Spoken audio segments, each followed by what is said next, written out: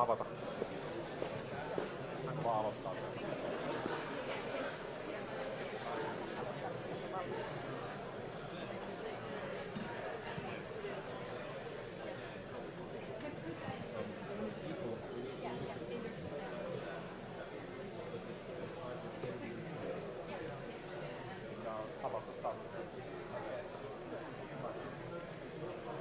Sorry.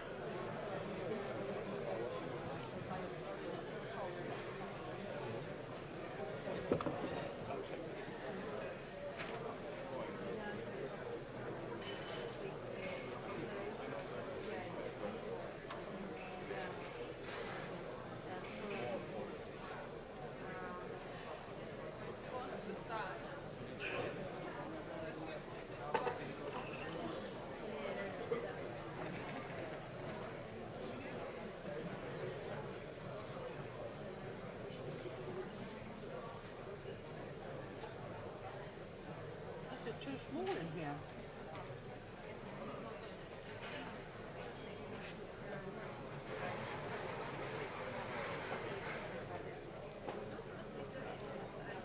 Troublemaker.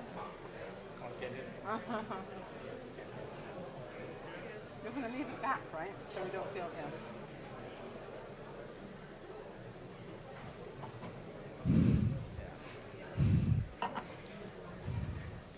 Welcome, everyone. Welcome. This is the Future Technology for Circular Economy session. And here we will be discussing the role of technology in furthering circular economy. My name is Amanda Björnberg. I am your moderator today. And joining me on the stage will be some of the great influencers and leaders in circular economy. Today, with us on the stage, we have individuals who have founded their own sustainability and circular economy specialized management consultancies. We'll hear from industry leaders who are paving the way for circular solutions, and from leaders in research and development that advances circular economy solutions. We will be discussing how to integrate technology, circular technologies, into businesses, what the circular economy solutions look like in the built environment, and also the exciting horizons in future mobility. And at the end, we will hear an exciting insight into how AIs fit into the circular economy by the director of Apple's environmental initiative. So very much coming up in this session. Some of you might have noticed that there's stands on over there by the side. Those are from VTT, the Technical Research Center of Finland. Some circular economy technology demonstration there, but I will tell you more on those after the session. And since it's day 2, you are probably already aware that there is a WCEF app. Now is the time to discreetly download that if you haven't already, because there will be poll questions for the audience, and those work through the app. So discreetly if you haven't. Our session today starts with a keynote from 2 gentlemen.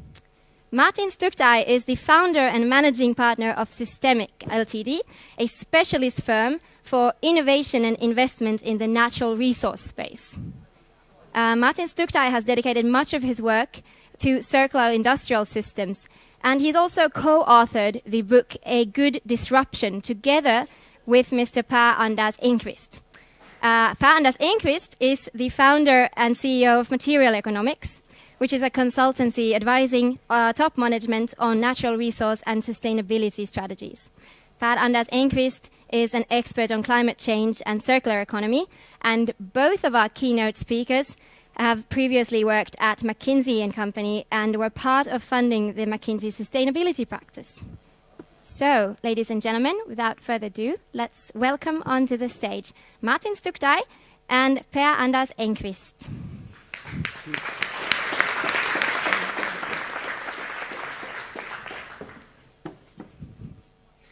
Good afternoon. I don't know about you, I'm quite thrilled after those 2 days, very energized, and you wonder what it is that you can actually contribute with the richness of the ideas at display. Per-Anders and I had the opportunity, and perhaps that's what we can contribute, to have worked over the last years with hundreds of experts, practitioners, technology developers, engineers, on the question, what very concretely could those future circular economy systems look like? And what formed in front of our eyes for 2030, let alone for 2050, inspired us so much that sort of some people said we are a bit overly optimistic when we talk about those scenarios. The second thing that it taught us, however, that it's not the new technology product that will build us a circular economy, but it is the integration of technologies into new systems. And those new systems we have to build. We have to build them microeconomically, we have to build them macroeconomically, and we have to build them mesoeconomically. And the mesoeconomy, that's the many, sort of the awingly many of you here in this room who are actually creating the communities, the coalitions, the value chains that are needed. Now, where did it all start? It started with the conversations that we were having back in our old life and back now in our new life, in the boardroom, in the lecture room, in the dinner room with our own families. And every time we felt there's three big questions that seem unanswered, that seem concerning. The one question is sort of what's happening to our economy, what's happening to growth? Growth is slowing.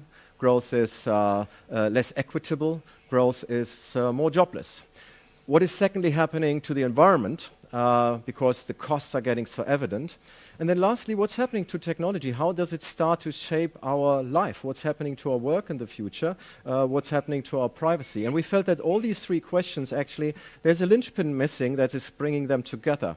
And we all feel that the sand is shifting under our feet, and that in the way those three change is not incremental anymore, it's discontinuous, it's disruptive, and sometimes even exponential. So we have entered a new regime. This is a new paradigm. This is what Thomas Kuhn meant in 1962 when he talked about the structure of a scientific revolution, that we all have to all of a sudden have to look at things differently than we have done it in the past. What looked like a rabbit is in fact a duck, or the other way around. And I think this is exactly what we are seeing happening in our economy. And we can show it with numbers. We call it the, that's not helpful. We call it the Great Divergence. So typically you would, ever since the mid-80s, and just imagine what this chart looks like if it is presented properly. All the way to the mid-80s, you could see that there has been almost a parallel development of everything. Labor, productivity, employment, the median family incomes, but also every reasonable measure of civil progress, which here is measured as a GPI, the Genuine Progress Indicator. Mid-80s, this started to diverge. And there are two very big gaps on that chart, which are in fact quite explosive. And by the way, they also have to do with technology. The first one is the difference between labor productivity and median family income. And some of the developments, the political developments that we have seen in 2016 might be related to that gap. And the second gap is why we're here. It's the gap between GDP development and GPI, or any progress indicator. So why did that happen? So why are we stagnating whilst there continues to be economic growth? So we have to go back into the engine room before we go to technology and understand growth first. And that took Per Anders and myself into a very humble study back at INSEAD, where Robert Ayres is doing his studies, who spent almost his entire life to the question, what does natural resources have to do with growth? Classical, neoclassical growth theory says that growth, the way we have experienced it, is in fact a function of capital accumulation, of labor inputs, and a bit of technology. But whatever you do, it's never explaining more than 50% of that growth. There must be something different.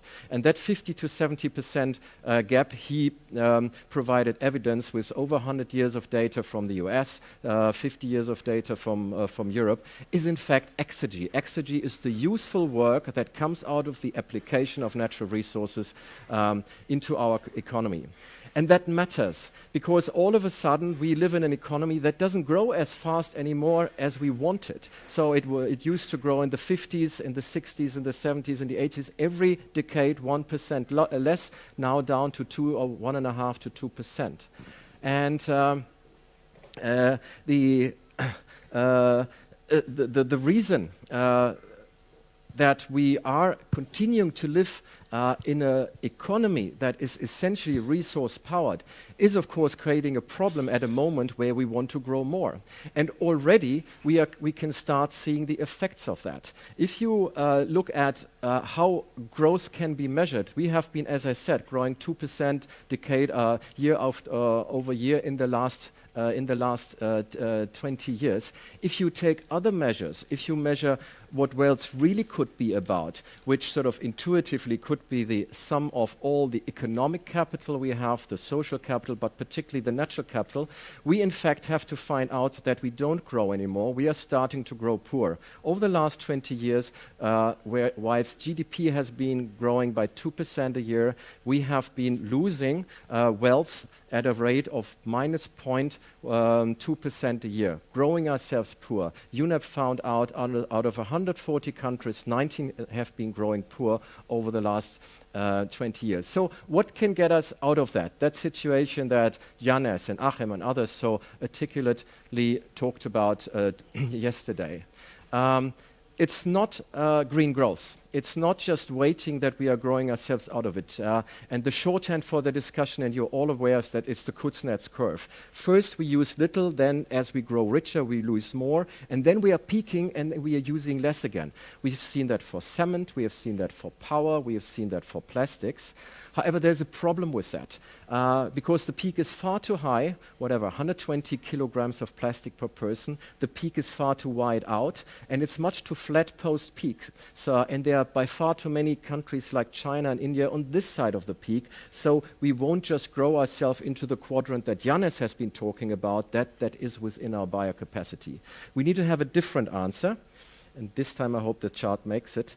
We need to have a different answer, and this could be the architecture of that answer. It's 4 elements, and the consoling thing, one of those elements is already starting to get into place. We wouldn't have thought it would be so, but now it is. That's the left-hand column, which is abundant clean energy. So we are starting to see the decarbonization of the energy sector.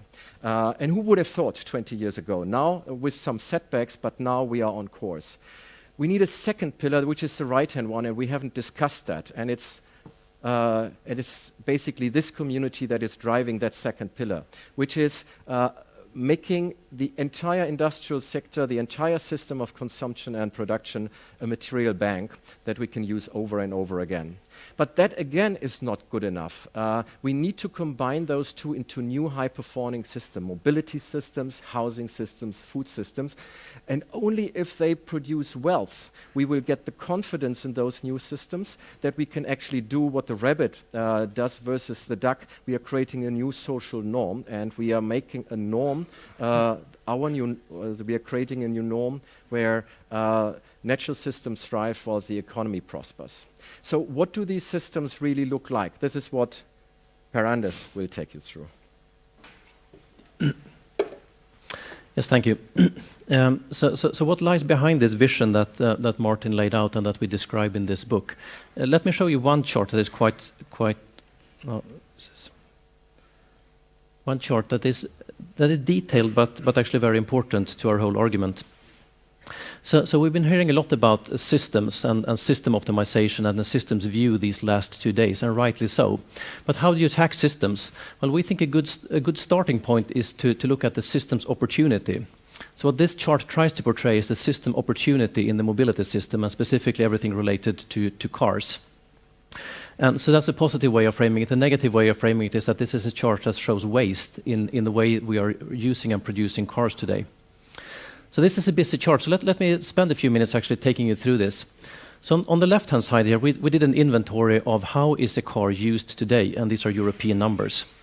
And the facts are that a European car is today is parked an average of 92%, so it's used 8%. Out of those 8%, it's 3% is wasted, looking for parking or sitting in congestion. So it's actually driven effectively about 5% of the time. Out of those 5%, when it's driven, only 1.5 out of the seats is busy. So multiply those numbers together and you get to a utilization of a European car of about 1.5 or 2 percentage points. a very, very low number. So a massive infrastructure category in our economy is used 1.5 or 2 percentage points of the time. In the middle, you have the same calculation of energy system effectiveness. Many of you have probably seen these effectiveness measures of a combustion engine. Most of them are between 40 and 45%. But that's only in the engine. So if you take a wider perspective and you look at what we call a well-to-wheel ratio, so how much of the energy in the ground is actually transformed to kinetic energy in the wheel, those ratios are typically somewhere 15 to 20%. But then you forget that what you primarily transport is actually steel. So you transport about 100 kilos of human productively, and with that comes 1.5 tons of steel. So again, multiply these numbers and you get to an energy utilization of also about 1.5 to 2%. So 98% gets lost along the way somehow, or is used to sort of just transport steel. The same from a land point of view, actually, at the bottom of this chart. In most European cities, 40 or 50% of all inner city land is devoted to road infrastructure, roads or parking lots. And that is used only, at peak throughput, at maximum capacity, 1 hour in the morning and 1 hour in the afternoon. So that's only about 5 to 10% of the time. So again, multiply those numbers together, and you get to also a land utilization or a sort of a road infrastructure utilization of, somewhere between 2 and 3 percentage points. And then I haven't even talked about all the CO2 emissions that go with this. So again, sorry to force you into all of this detail, but this is a very important realization. We thought that in this massive value chain that you think of as optimized, and you have very capable companies, right? Having worked at this since Henry Ford, so you would think that this would be a very optimized and well-functioning value chain, and that's true if you look at it on a sort of detailed product and component level. Then it has been optimized many times over, and you are in some cases getting close to the theoretical limits. But if you take the systems perspective, you see a system with a surprising amount of waste, right? And you see that from almost every perspective that matters here, capital, energy, land, right? From almost any perspective you pick, you see very, very, very low utilization numbers and a very high degree of waste. And the reason why this is important is, of course, that in our mind and in our book, this is also the heart of the solution. Because if we can increase these numbers from 2% to, let's say, 4%, we have suddenly gotten much more economic value out of the same infrastructure, right? And 4% doesn't sound like a crazy high number, right? That sounds like over time like a quite feasible ambition. So behind this, there's enough sort of both environmental opportunity, because we will of course then need less tons of concrete and less tons of steel. So that's an enormous environmental opportunity, and there's also an enormous economic opportunity behind these numbers. And by the way, the numbers here would look roughly similar if instead this was the food system that we had on the wall here, or the built environment system. In all of these, huge physical systems at the heart of our economy, there is this, very, very high degree of, call it opportunity if you want to be positive and forward-oriented, or call it waste if you want to be backward-looking. There's also a wonderful innovation story in this, I think. I mean, imagine, on the left-hand side, right, car sharing is a wonderful new technology or business model for getting those utilization numbers up. In the middle, right, electric vehicles, of course, and new fuels is a wonderful way to improve the energy utilization numbers. And also imagine how a car, if you had a high productivity car that's sort of being used maybe for 1 million kilometers instead of today's 300,000 kilometers. Imagine how it would be built. It would be much more profitable to have it electric. It would be much more profitable to have it built by lightweight materials such as aluminum and carbon fiber. So there's a whole very exciting, we think, innovation and technology story behind this somewhat complicated chart. So we talk a lot about that in our book because, again, this sort of analysis that, our huge system are so wasteful lies behind that vision chart that Martin just talked about. Let me skip that one and talk about this. So how can you start? Where can you start? it's of course a bit difficult oftentimes for a company to start from that huge system view and say, what's my role in this? So to try to bring that translation one step forward, this is a framework that we developed that we call the Resolve framework, that tries to sort of bucketize the different pockets of opportunities that were inherent in that last chart I showed you. So we think it is about regeneration. It's about having a bias towards renewable energy sources and renewable materials and restoring ecological systems.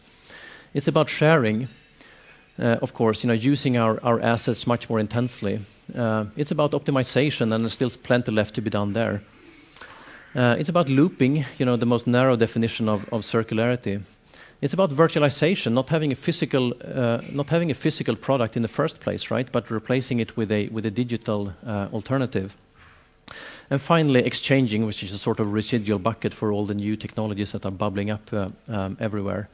And the interesting thing is that, double-click on any one of these 6 buckets and you will find a wealth of companies underneath it that are making their living only from being successful in one of these. Martin and I have been using this quite a lot as a way to, let's call it an idea generation framework for executive committees to brainstorm new ideas for growth in this resource-constrained world. And interestingly, I think we have yet to come to our first company where this sort of thinking does not generate a number of quite promising growth and business opportunities. So I'm running out of time, so I will leave it there. Thank you. Thank you. Thank you so much. Is my mic on? Mr. Enquist, Mr. Stutktai. Actually, please come onto the stage again. I was going to say don't leave the stage, but you were too quick. We are going to invite 2 more people to join you here on the stage. One is an international leader and leader in research and development efforts in the disciplines that advance circular economy.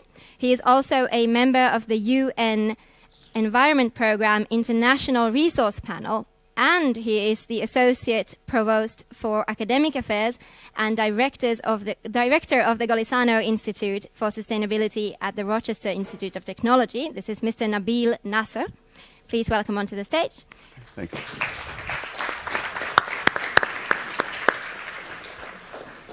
And the other is a distinguished leader in the area of business. She has held and is still holding more board seats, both in big businesses and in large non-profit organizations than I can count. And she is currently on the board of directors of the Finnish Innovation Fund Sitra, Miss Kirsi Sormunen. Please welcome onto the stage.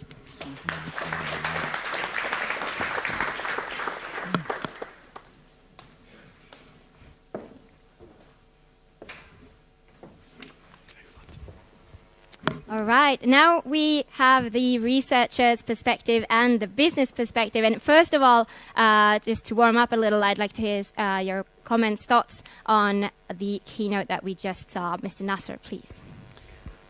Well, first I would like to say that I very much enjoyed the summary that you provided. There's 3 points that I thought were terrific that you made, Martin. The pillars, as you call them, the clean energy one, the high productivity systems, and the material bank. I believe that in many times as we talk about technology in the circular economy, many times we actually forget that efficiency factor. As we actually focus on technology that addresses issues, the efficiency factor is so critical that we need to make sure that we actually investing also on a lot of technology that allow us to achieve the function that we would like to achieve was less consumption of resources to get there. The other one that I quickly would like to also comment on is the materials bank, I believe, as you called it, and the wording related to the extending the product life through remanufacturing and many other circular processes, as well as also ensuring that we lower our consumption of virgin material as we continue to reutilize many of the materials that comes back through that circular system.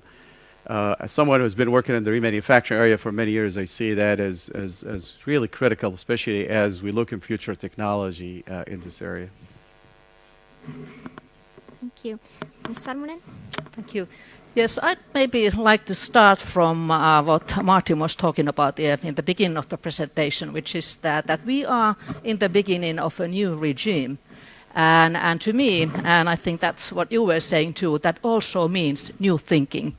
And I'm a very pragmatic person, so I like using sort of concrete examples and maybe sort of taking just one from an industry that I'm familiar with is we were talking about this technologies and issues that we have with, for instance, electronics recycling in breakfast table yesterday, and a Finnish Euro Parliament member who was sitting beside me, Mrs. Sirpa Pietikäinen, was challenging me a little bit because I said that it's very, very difficult to create an efficient logistics system to get those phones back from consumers because you can't go and take them from their homes. You can't force them. She said, yes, you can. You don't own phones in the future.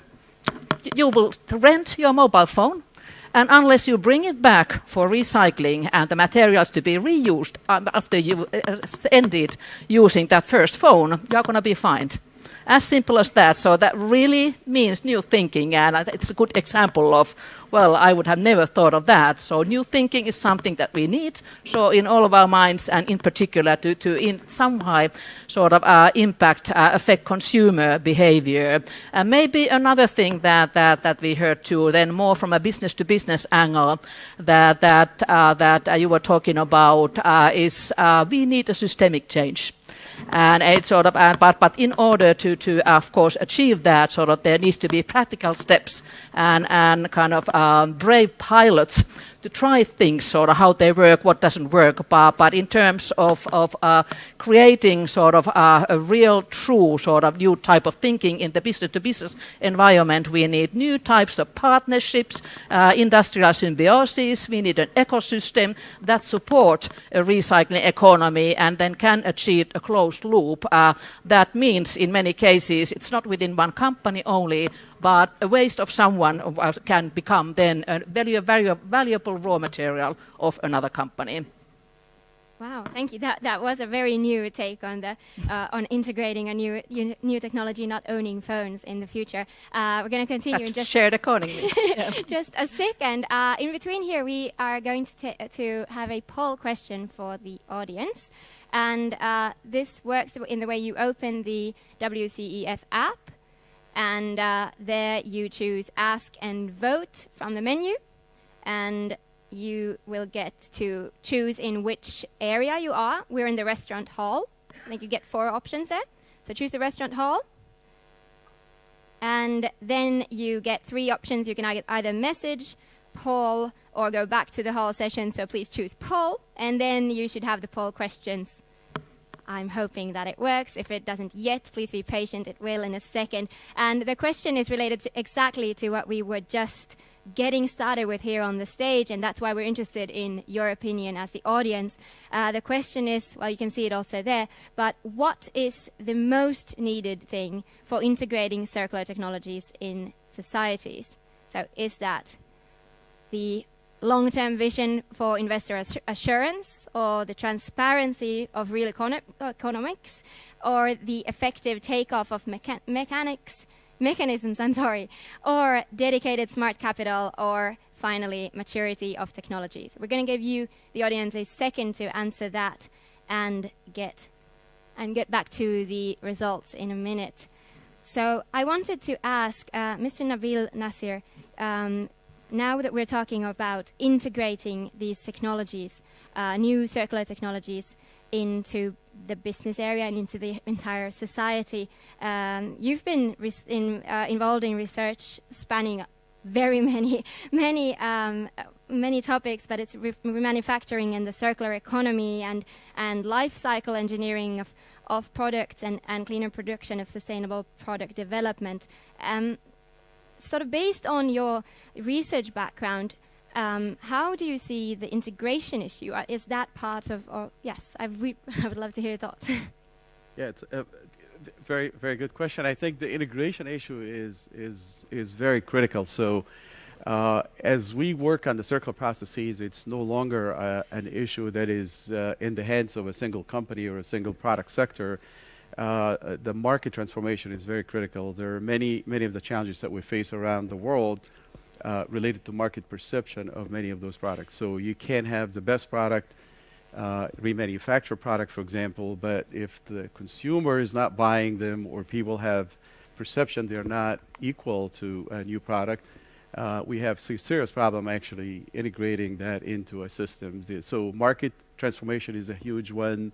There is also supply chain issues because you work on a typically product systems that consist of many components, come from many suppliers and many technologies involved in the product. So there is definitely a lot of challenges related to supply chain. We have challenges related to like who manufactures the product initially and who actually work on the product after that.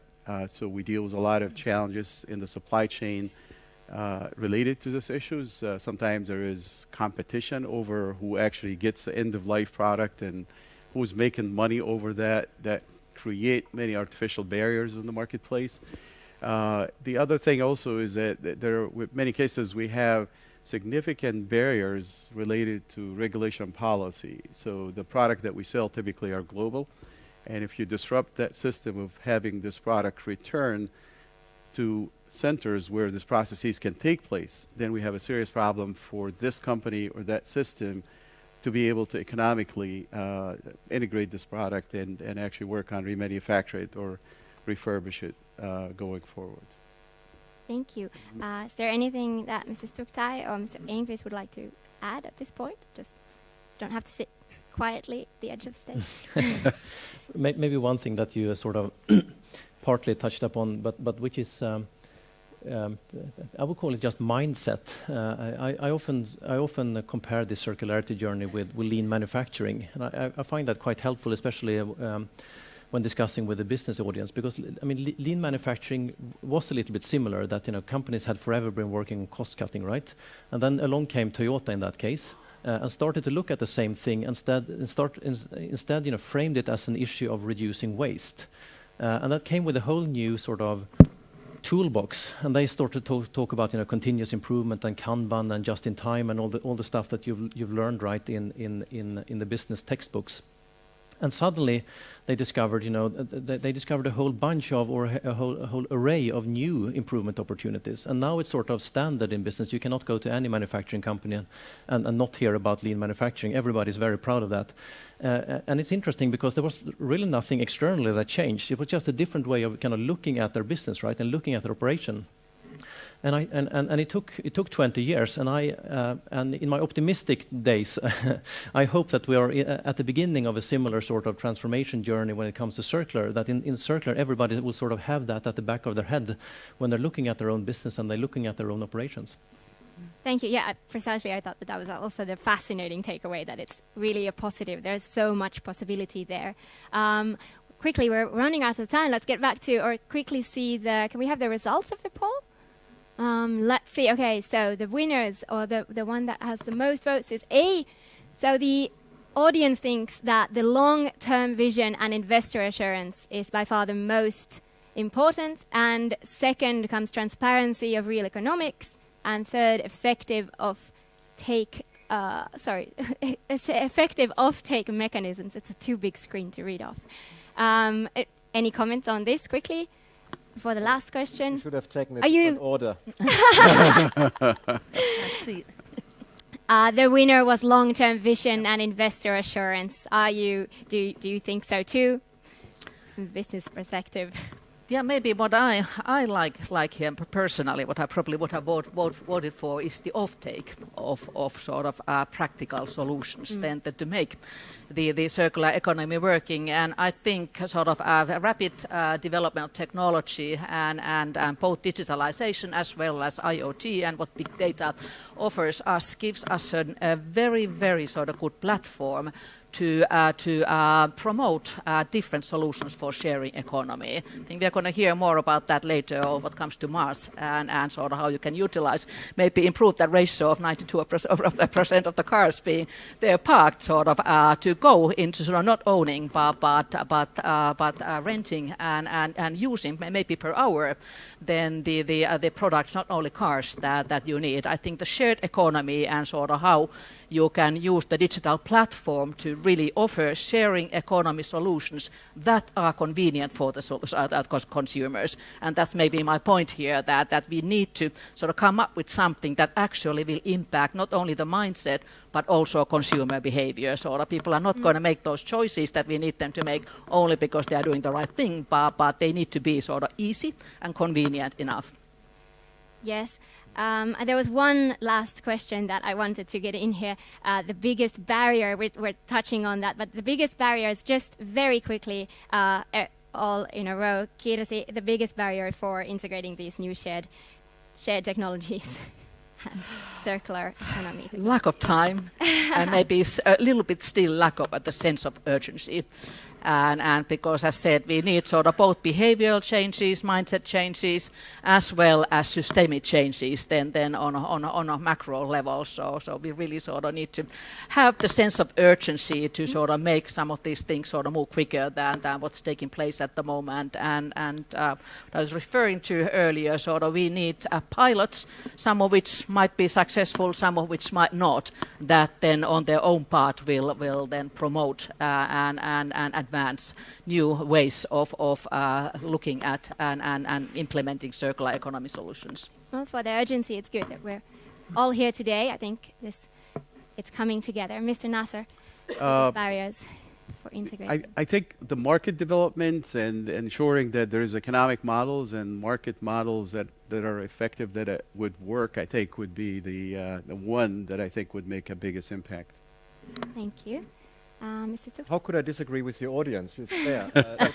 The good news is it doesn't seem to be technology and capital. We seem to be comfortable that we have enough to make it work. The long-term vision, the fact that we are seeing such a dramatic change in the energy sector has to do with the fact that at some time we agreed to pack a banner on the horizon and say, this is the energy sector, this is the energy world that we want. And ever since, you start seeing convergent behavior. Sort of in Europe, it has been the 20-20-20 policy, which can be right or wrong. I'm not discussing that, but it was a peg in the ground, and I think we don't have the equivalent of that in the circular economy. Look at the plastic world; everyone does with the best intention theirs, which is not adding up to a new integrated system of how to do plastic packaging in the world in the way that is compatible with the planet. Thank you, and Mr. Enquist. Yeah, I think I almost, to me it is the mindset, and that's very consistent with the long-term vision and what we just heard here. And I don't have any data to prove this, but I think that most product companies, if you ask their R&D departments, where does the sort of scrap value or second-hand value come in the design spec? I think for most companies, or I would put my neck out there and say that I think for most manufacturing companies, that the product should have a high second-hand value is not even on the map, I think. And I think if it came on them, and therefore, look around you, most of the things that you see around you, both professionally and at home, has a 0 second-hand value or a negative second-hand value because you have to pay to get rid of it. And that is an anomaly. And I think that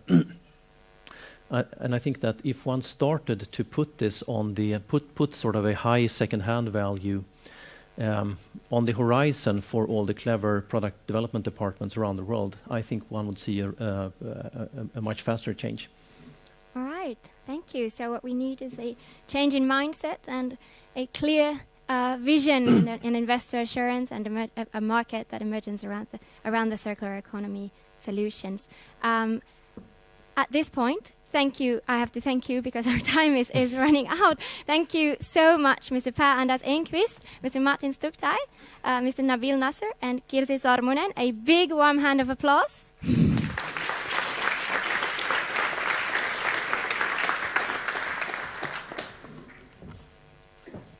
Thank you. And now our next first discussion in this session circles around the built environment and circular economic solutions there, obviously.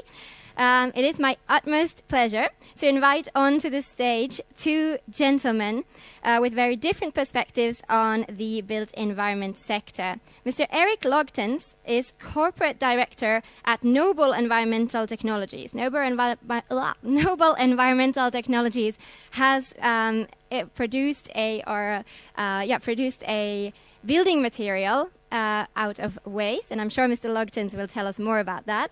And the second person is Mr. Carol Lemons, who is the leader of Arup's global management consulting business and also leads the Arup and I'm sorry, Ellen MacArthur Foundation's joint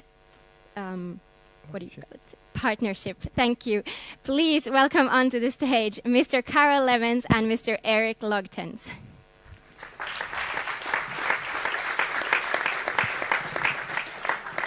Yeah. Yes, here. Okay. Otherwise, I think it'll be weird if you're very far from me. So we're going to start with an easy one. How you two gentlemen see the role of technology for supporting circular economy in your company. And Eric Logtens, please begin.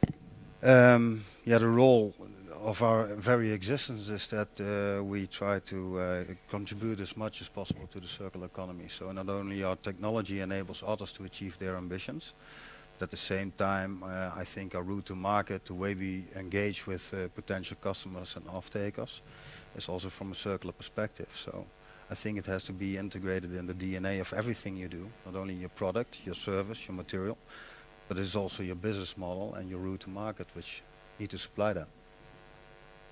Do you agree, Mr. Lemons? Yes, of course I do agree. But as an organization that is very active in the wider built environment, actually technology plays a threefold role. On one hand, we design physical assets like buildings, infrastructure, energy utilities.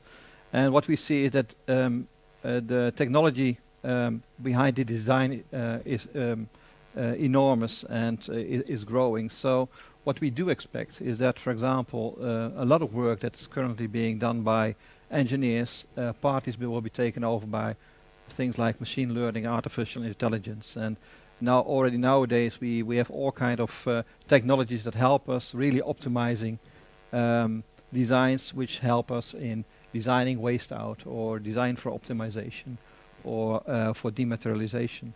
Second thing is we advise our clients on how they not only should build their assets but also how they operate them. And with circular economy comes also different ways of operating assets and optimizing and different kinds of use. So especially the digital technologies are enormous important to support these new business models and operation models. And then thirdly, after lifetime or perhaps while extending lifetime of assets, it's also very important that we develop ideas around reversed supply chains or reverse logistics. And even there, it's very important that a lot of information, but also the physical technologies support us in making that and enabling that. So actually, technology in a wider sense is an enormous enabler for getting into a circular economy future. Thank you. So now, well, Carol, you're in the management consulting business, and Eric, your previous work had to do even with leasing office furniture, so you've been a lot closer to the actual people using the circular economy solution there, and now you have a building material. I'm wondering what your views are on the biggest opportunities and the biggest obstacles. This is a big question, but for realizing the circular economy in the built environment, because I'm betting you're coming from a bit different. I think the most obvious obstacle would be as a building material in the applications that in every country, in every region, we'll find new legislation, new regulation, new certification, and that costs an enormous amount of effort, time and money to bring material to the market. So when we achieve Fire A rating in the US, we can fail in the Netherlands, and when I then ask people to explain, is different. So that's a big challenge. Yeah. All right, interesting. What do you Yeah, so another challenge is also the industry itself. So all partners who are involved in the whole value chain in the built environment. So it starts already with a client who has to develop a brief, a strategic brief or a direction where they want to head to. The designers, the construction companies, the suppliers. Well, circular economy means also a paradigm shift, a shift in mindset. For example, suppliers also are now being asked to take materials back. That's not their natural behavior. They are there for supplying things, not taking things back.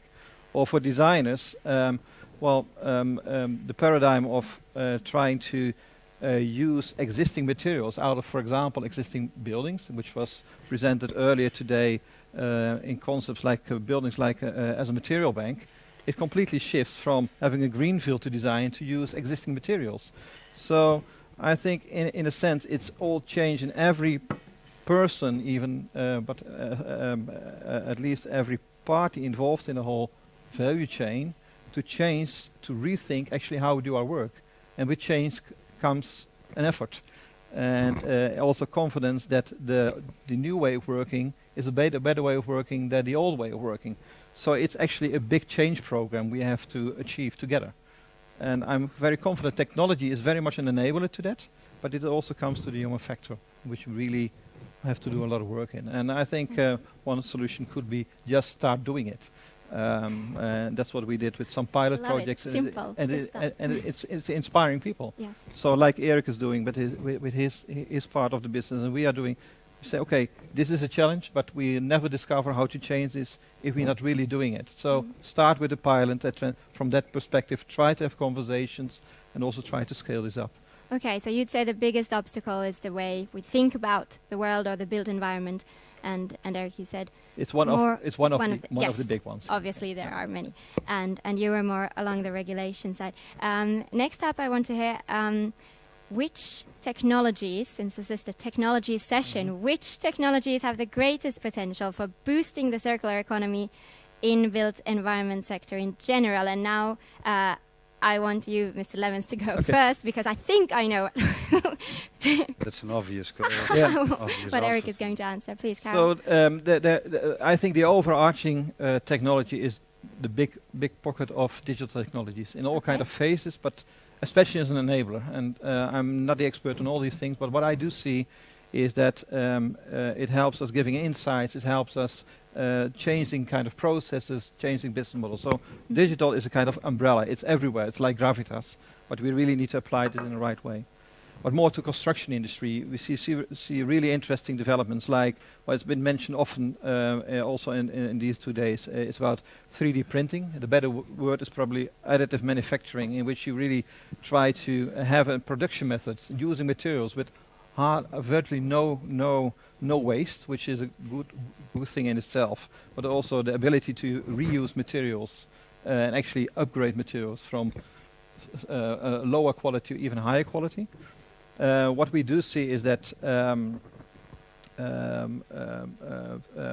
also the digital technology help us dematerializing a lot of things we physically built in the past. So if you talk about the sharing concept, for office space, for example, it also directly means you have to build less. So this helps us very much also in reducing the material use and energy efficiency. So these are, I think, 2 interesting examples really to follow. And the big challenge is to scale these developments up. So 3D printing is still very expensive, but also here counts something like the similar thing like digital world. A lot of more will also apply to digital 3D printing. It will come in the end. Yeah. Yes, I agree. Eric. Yeah, the obvious one is of course the eco-technology, but in short, what were we capable of after a decade of research? But yes, please tell us about eco. Yeah. Now, I will not make it too commercial, but I think it will work from the explanation. So basically, we can take almost any kind of cellulose waste fiber, upcycle it into a panel, and that panel will find its application in the building and construction world, but also in the packaging, signage and display. And when I do this with only water pressure and heat, then I've got a very clean, simple manufacturing process, which the material can be used over and over again. When you can take a biological nutrient, place it into the technological cycle, and then when its integrity is kept, you can place it back into the biological cycle again. Then at the end of the day, it doesn't matter so much anymore where you use it or how you do it, what you use it, as long as you keep the integrity. And I think technologies like that, but more in general in the building environment, is that they need to be able to perform as a material bank. So the building has to be a material bank. And then you've got technologies like ours or many others who simply can keep these materials in the cycle and let them go on building a healthier, better environment as well. Eliminate the concept that you have to be a temporary owner of something which you then throw away. Yeah, that's an interesting thought with the material bank, and ties into that. The next question we have here is how could we use technology for making building and construction more user-driven than production-driven? And, well, Eric, you go first. More user-driven. It's a little bit less my field of expertise, but I think in essence that the program of wishes and demands of what you expect from a building is changing more rapidly over and over again. So the building, the way it's designed, built, has to be adaptive to this changing of program of wishes and demands. And I think in essence when then the materials are being in a continuous user cycle, they're contributing to that, and I think that's the most important part. Thank you. Yeah, so perhaps a little sidestep. Apart from working at Arab, I'm also very enthusiastic about working as a kind of volunteer board member in a youth hosteling organization. An interesting thing is that what we saw in hospitality, in hotel, is that the consumers actually decide whether you will survive as a hotel or not. It's by simple rating with 1 to 5 stars on all kind of platforms like Trivago or Booking.com or white label things, that they say, okay, I like this hotel, and the whole mass almost embrace this as if this is a kind of real evaluation of the hotel. So it's interesting, if you would have a building, an office building or a house, in which you let the end users, the consumers, rate this building, and the person who is going to exploit and is owning this building or office is sensitive for this, because then he sees, well, if I get a 5-star rating for my office, apparently I have a high occupancy rate, or if I can improve the quality or I can adapt the building in a way that is really valued better by the end consumers, so I can have more incomes generated from the compared to doing nothing. That these are kind of more social mechanisms that really help changing the behavior, I think, also of end users. Prohibited that the ownership changes sometimes. So if it's just in a kind of basket of kind of ownership basket of a lot of other buildings, probably something doesn't happen. But really getting this feedback, almost a feedback loop from the end consumers in how he experiences the quality or the well-being or the experience of a building or another asset is very important. Now you see more and more already also in public spaces, transport hubs, that this end user, this consumer rating, which is very simple, the star rating or different ways of rating, really also already starting influencing reinvestments or adapting assets or whatever.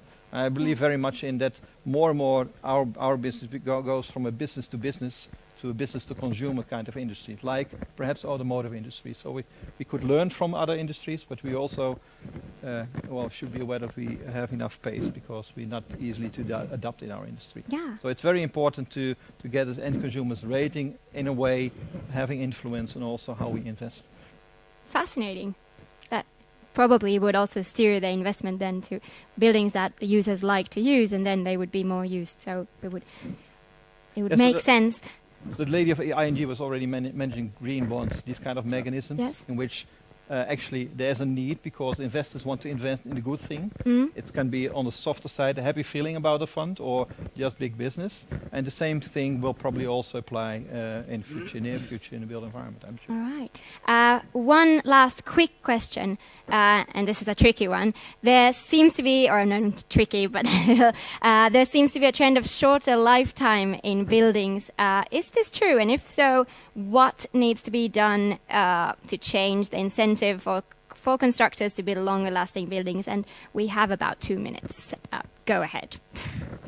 Yes, so I'm not sure if I share the conclusion. What I do see is an impatience of being happy with the building as it is. So what you see, the building technically can probably last for long, but consumers are more and more bored with what they get. It's almost a trend thing. It's almost like fashion.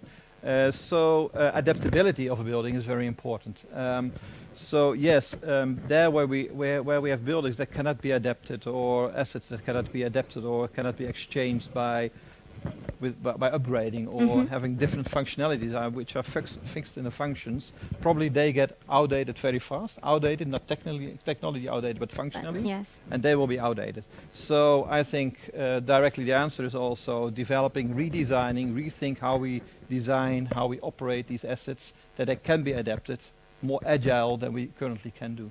So it's more about, I think, keeping it up to date. And again about the consumer may have an important role in that. So I think the end consumer will decide whether the building is outdated, not the technology lifespan. Eric, do you wish to comment something really quickly? I think agree? we all took the 2 minutes. This is no problem. No, and I think, in very short, I think when you use the right materials, when you use the right construction, where you can decouple the materials you attach very easily, so the cost of labor goes down on dismantling a building, and you can keep the materials in that cycle. I don't know if the lifetime of a building should be the biggest concern. So back to adaptivity. So actually we agree. That's good. Thank you. Thank you, gentlemen, so much. Ladies and gentlemen, Mr. Eric Logtens and Mr. Carol Lemons, thank you. Yeah, thank you. Thank you. Realizing here that I thought 15 minutes is a way longer time than it actually is. So we are swiftly moving from the built environment to the future mobility. And for that, I'd like to call up onto the stage 2 men. Again, Mr. Sampo Hietanen, who is the man behind MaaS, which is Mobility as a Service. MaaS is creating a paradigm change in transportation. And yes, Sampo is the CEO of MaaS Global Ltd. Welcome up onto the stage. Can I do it from here? Yes, you can. And joining Sampo will be Jean-Philippe Hermine. Welcome. Jean-Philippe is the Vice President in charge of strategic environmental, this was a long title, strategic environmental planning at the Renault Group. And you are also, Jean-Philippe is also the CEO and Managing Director of Renault Environment that specializes in the end-of-life products and the valorization of metallic waste. So on the stage now we have mobility as a service, and then what we would have thought was a traditional car manufacturer. Gentlemen, I'd like to start with, it is the year 2030. What does the future mobility, or what does the mobility in 2030 user experience look like? Jean-Philippe, please. Well, I don't know for 2030, but I have a pretty good idea for 2025. And I think it's going to happen much faster than most of the people expect here. We are entering 2 revolutions: mobility, pattern mobility as a service. This is a revolution that has started in developing countries. And the other one is a technical revolution. We have electrical cars and autonomous driving. And we are not talking about tomorrow. I mean, autonomous driving will happen much earlier than you mentioned. And electrical cars, this is now. I mean, 1 out of 2 cars in the world sold that are electric are Renault Nissan cars. We started 5 years ago, and it's a success. It's a growing success if you follow the press, and I hope some of you already drive electric cars. It's fun, it's a pleasure, and it's good for the environment. So we are already in this new world. We try to understand this new world, and we try to shape the ecosystem that goes with it. All right. And that is not only providing vehicle or mobility as a service, it's also many other aspects. For the customer being able to choose the energy they want to use to feed, to charge the battery. Green energy, for example, when is it available? They want to choose the carbon intensity of the electricity they're going to use. What is the right moment in the day to charge the battery? We're talking about smart charging.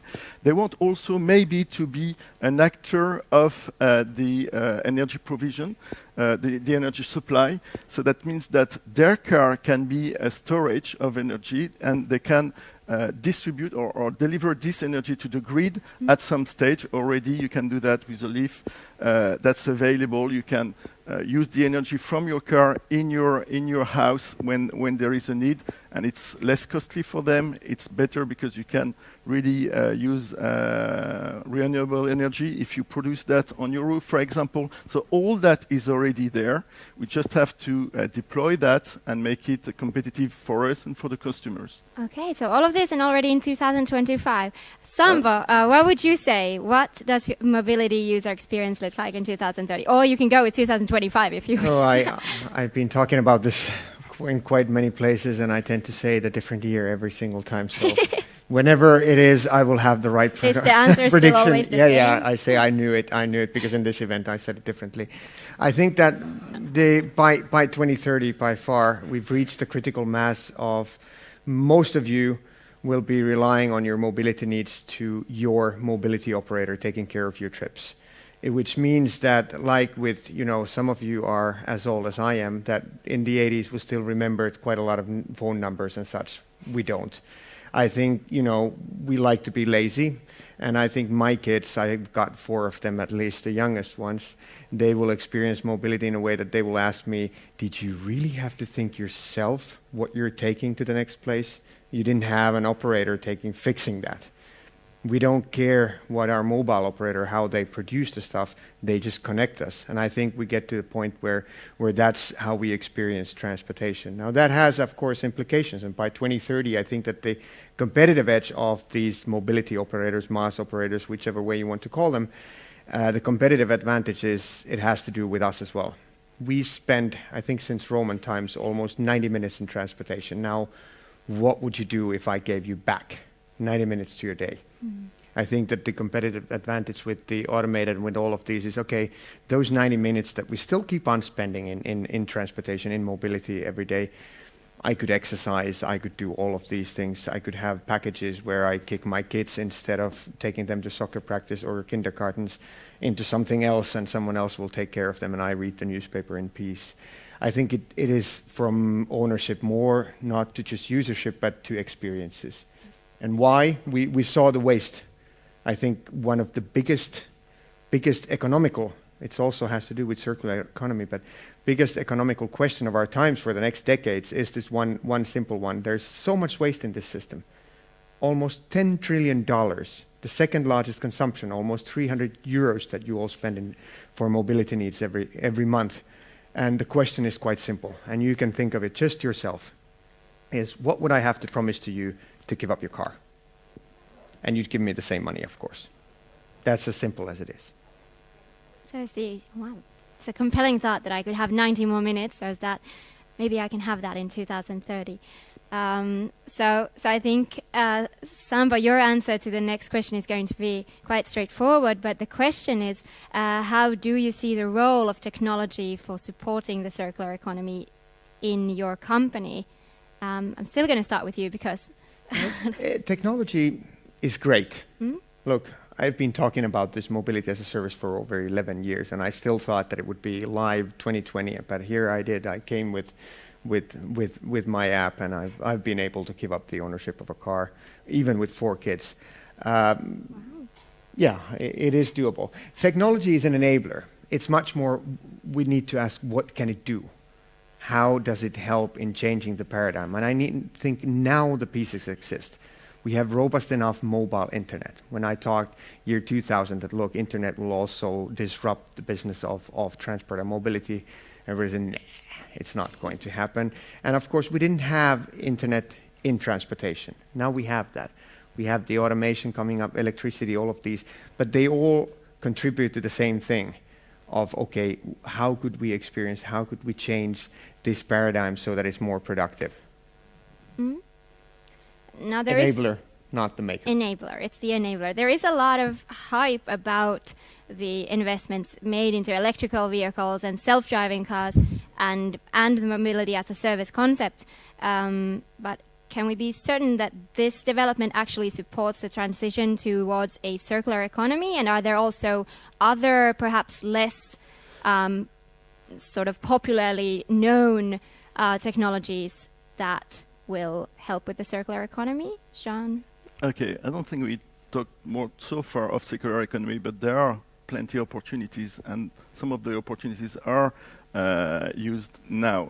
I just want to stress, first of all, we are going to change the ownership pattern. Okay, this means that we are going to use more intensively the vehicle, so we're going to use less resources for the same amount of kilometers, and that will be one of the key issues. We have to be motivated as car manufacturer to design the car and to design the service that go with it for our competitiveness, for the benefit of us all, for the customer and for ourselves. And that's what we started already. When you buy an electric car from Renault, you rent the battery, we lease the battery. So we already offer mobility as a service, kilometers or miles as a service.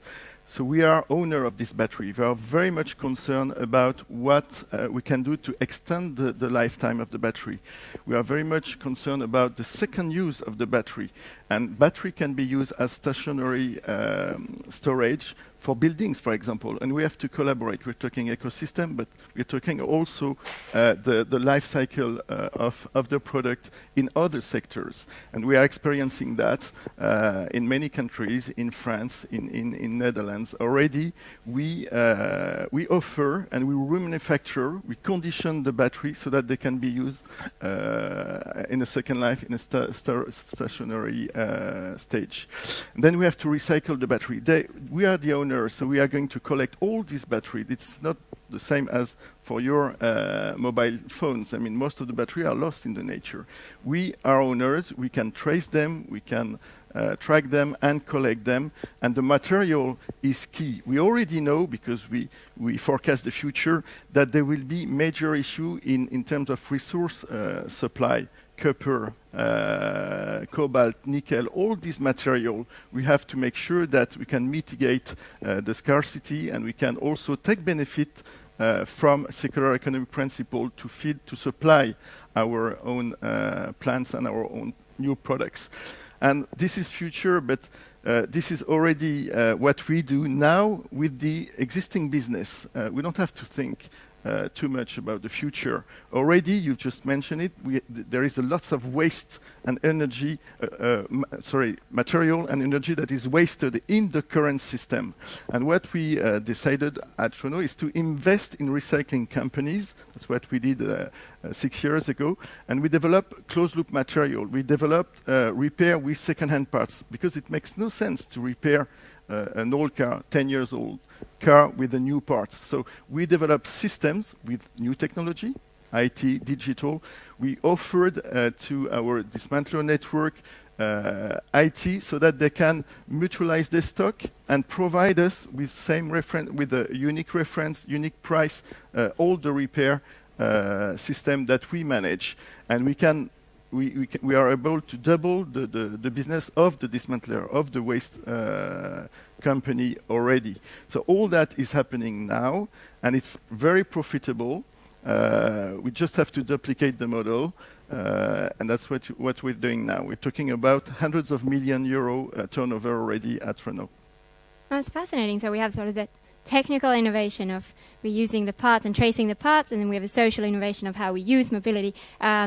Sampo, a question for you related to the social innovation coming here. I, for one, know very many people who tell me repeatedly when I'm talking about the future of mobility that I want to own my own car and I will never consider driving a car which is not my own. This is a very extreme point of view, but how is Mars tackling? How's the technology sort of? Are the consumers ready for this, and what will make us ready for this? I'm sure you I've get given question a a lot. lot of speeches about Mars, and every time, if I'd have time to go for cocktails, I would hear from someone in the audience, yeah, but you know, this might work in Finland, but we Swiss, we love to own our cars. We Swedes, we love to own our cars. We Finns, we love to own our cars. Always this happens. If there's someone younger right next to it, this is, sorry, those friends of yours are plus 40, aren't they? Yes. Yes. And they're men, aren't they? Yes, Most of them actually, are. yes. So we're kind of... This notion of, yes, we all love to own our cars, we're special here in UK, we're special here in Swiss, it's just the 40-plus men keeping the whole rest of the world hostage by their illusion of the world. I love it. Sorry, it's us. It's not true. Every single time on those cocktails, someone about 30, man or female, comes to me and says, no, I don't. If I could, I'd like to postpone buying car for as long as possible. Mm-hmm. I'd like to get rid of it if there would be something available. They're underserved. These young urban people are underserved, and they're being held hostage by this. Why also the paradigm is like this is that we kind of all believe this. And the cities are built as if everybody owned a car. If you look at the Stockholm, where 9% out of the age 18, 20 even get their driver's license, they do have money in Stockholm. They could do that. They don't want to because it's not a dream anymore. They're sort of pushed in buying cars. When you get your second kid, you're suburbanized because the system doesn't work for you. So you need to do it. So the simple answer is it's not true. There's a big gap between the 40-plus and the 20-plus. Trust me. Okay, so to round things up, technological advancements enable quite a few things, but what are the main regulatory obstacles that we need to overcome to realize the circular economy in future mobility? I'm going to give this one to Jean-Philippe, and then if there's time sample, you can also fill in. Can I comment the previous one? Yes, of course. About the customers, are they ready or not, etc. I would have a different perspective. I think, or you're right when you say that they are keen to say what they don't want. They don't want to buy a car. They don't want to drive combustion engine car. They don't want to drive alone in their car. They know what they don't want. They don't really know what they want. We wouldn't have launched electrical cars at Renault if we were looking at the market and the customer expectation. No one was asking for electrical cars. We knew that there was the technology, and we had the conviction that it was the right time for the technology to meet the customers. But we have to invest, to be convinced, and to struggle to remain with the same strategy at that time because we were challenged. But it's learn and try, and same for car sharing. Everybody is willing to have car sharing now, but we believe that it's likely to be robotaxi, or we already developed new concepts that are not in the people's mind at the moment. But it's the combination of learning, trying, listening to dreams, and experiencing that will make the final results. Just a parenthesis here: the Mars cars can be Renault cars. It doesn't. Still, would you like to comment very quickly still on the obstacle? Regulatory. You had to name one. Regulation is both an enabler, and there are some obstacles. Regulation and tax and fiscality. This is also critical. We really have to think about that when we manufacture a part. Why paying twice the VAT, for example? But regarding the current regulation, yes, sometimes it can be an obstacle. I was talking about the battery second life, or the battery recycling. The battery second life is really an opportunity to reduce the carbon footprint of electrical car and to support renewable energy development. It's really key. And today, second use of the battery is considered as a waste activity. So you have to be patent, you have to be licensed as a waste producer. This is nonsense. So how can we not transforming the entire regulation, but working with the authorities, better understand what are these roadblocks, what are the problems, and try to adapt slightly the regulation so that this new issue, this new situation can be overcome. So that it enables. And we develop at Renault a new how do you call that? I'm sorry. With the European Community, we have a program with 2 countries, Netherlands and France, and also public and private companies as well as university to discuss that matter. We call that innovation deal. That's a framework which I support very much. It's a collaborative system to adapt, to better understand the regulation and adapt it to these new situations. All right, fascinating. Thank you, gentlemen. This concludes the future mobility discussion, and we're going to move on. Ladies and gentlemen, a big warm hands of applause for